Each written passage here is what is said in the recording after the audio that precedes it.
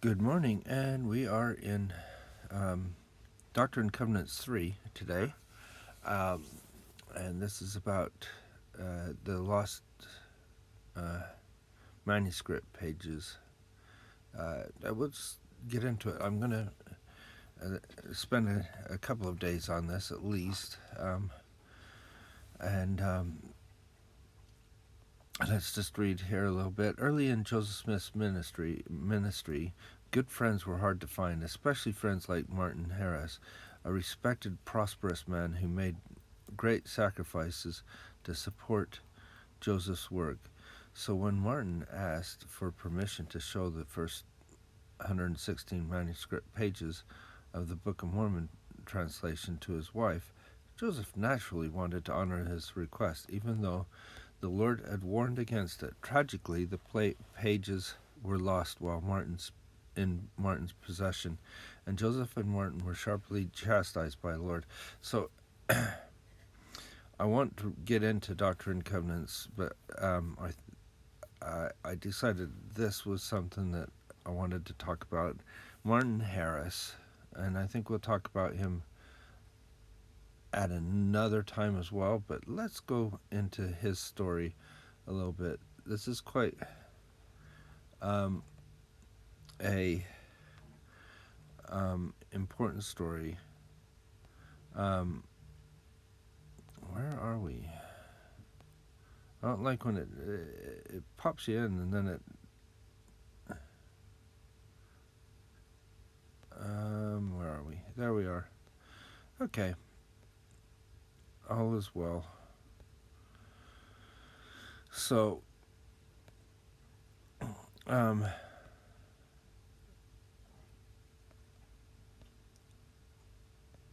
think that's where we're going to do. So interesting enough, it seems that Martin's wife, Lucy Harris, at the beginning, when she first hears the story, and I haven't gone further back because in Saints it often jumps back and forth.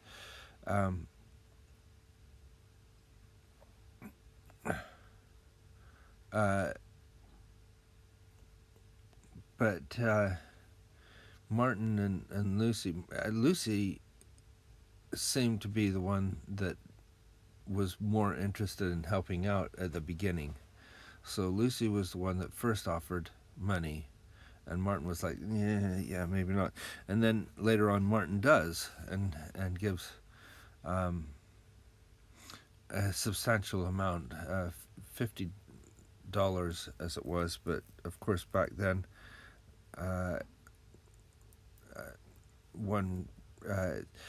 it was roughly, I guess, 25,000 pounds is the sort of, or dollars, I mean, was what one person considered the amount, or worked out how much it would be in our time today, but $50 in their time. Anyway, so this is where it is. Lucy at the time, at the beginning, was more interested in it, but we find out that she wants a lot of proof, first and foremost. In time, Martin returned to Palmyra and took over as scribe, giving Emma a chance to rest before the baby came.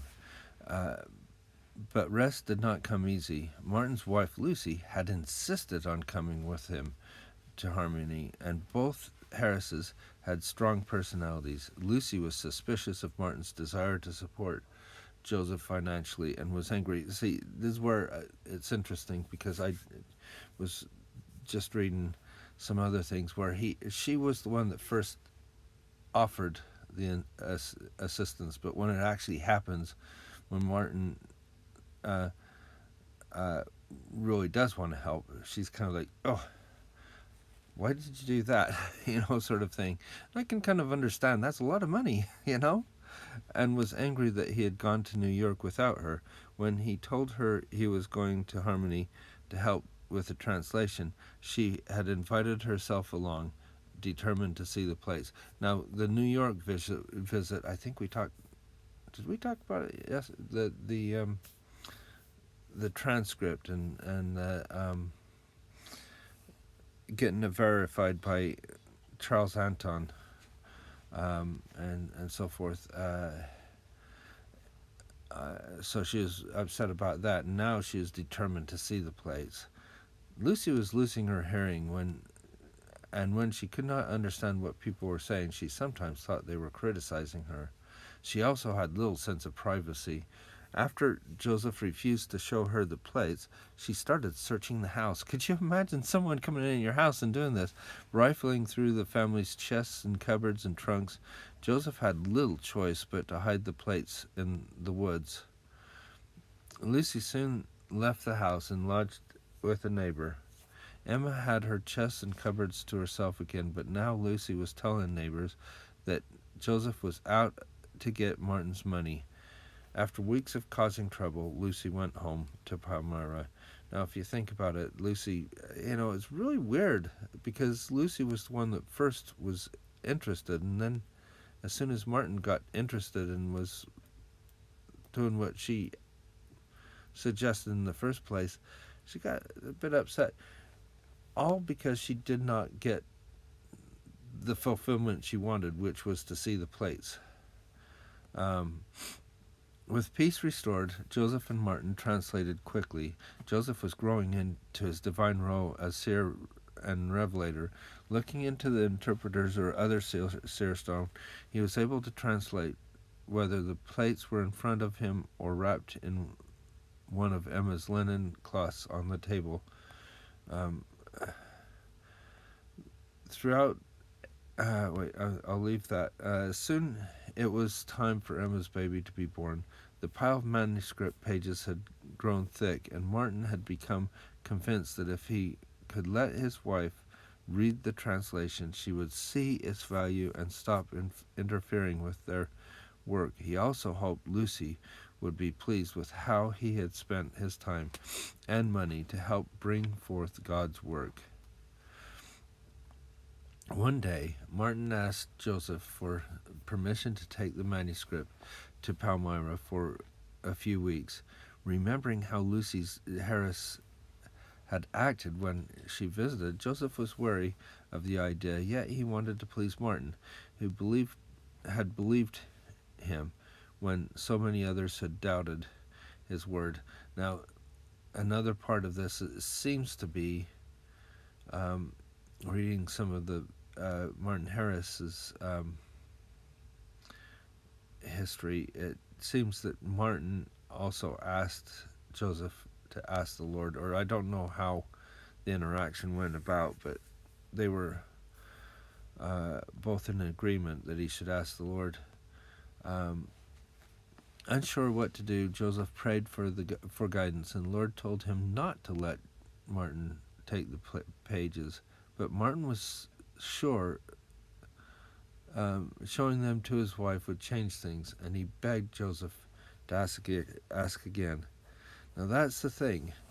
How many times in our lives do we get so sure that what we need to do is more important than what we are told by the Lord we should do? And that can be personal revelation, or it could be the policies of the church, or those things that we covenant to do. And some people see that they think, well, this is the better way to do it. And I can so sympathize with Martin here. You want to make sure that your home life is going well, and it's easy to think, oh, well, if I just do this, then everything will be much better.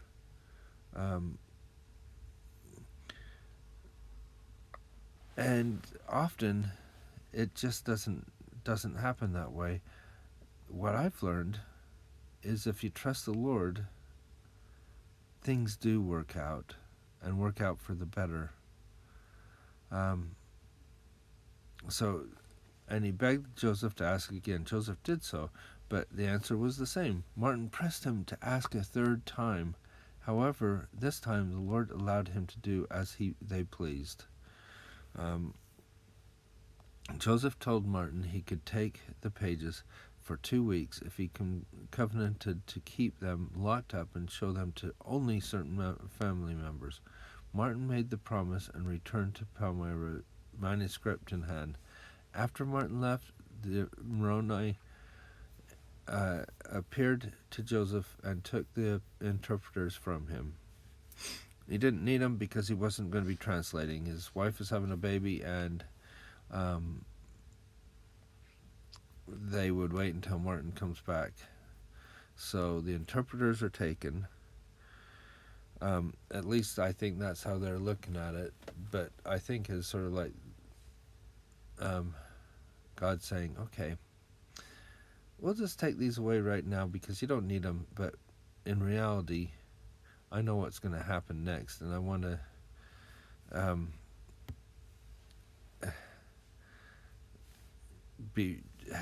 start preparing you for that. So Martin goes back and to show his family. Emma has a baby. There's a lot of difficulty with that. Physically drained. Emma's health wasn't too good, and then afterwards, I don't think I went further, but I guess we just kind of have to a little bit.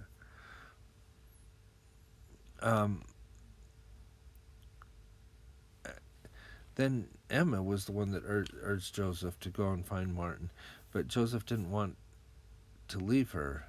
But then finally Joseph did go. So I think Emma, it's really a great thing to know that Emma pushed for her husband to go and do this.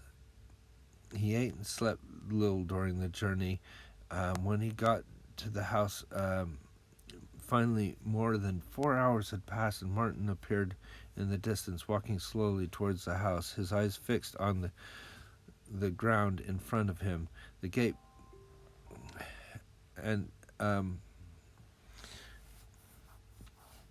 at the gate he paused and sat on the fence and pulled his hat down over his eyes.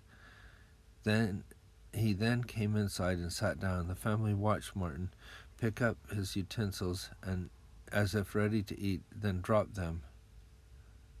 "I have lost my soul," he cried, pressing his hands on his temples. "I have lost my soul." And Joseph jumped up. "Martin, have you lost the manuscript?" "Yes," Martin said. "It's gone. I know not where." "Oh, my God," Joseph groaned, clenching his fist.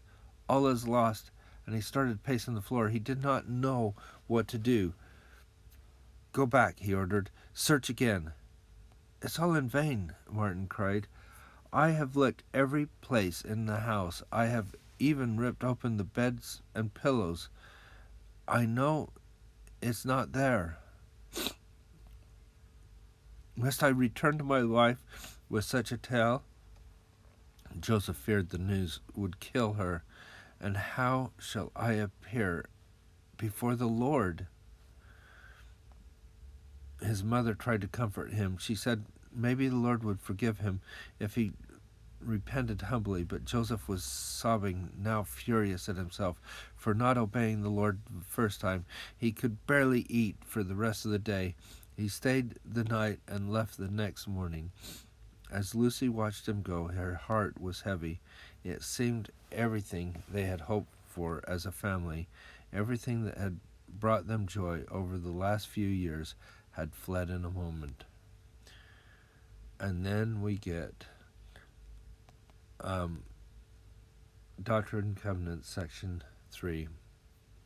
And that's where we're going to pick up tomorrow. I hope this was a good insight. Remember, Martin is a great person, and sometimes we see him as a person that lost the manuscript or this or that, but he really did a lot for the work. And this was a big mistake, but it was a mistake they made together, and they both paid for it. And, well, I hope what you get is to listen to the Lord. And if you don't like what you hear the first time, remember this story and maybe trust the Lord a little bit more. And I hope you have a good day, and we'll see you tomorrow.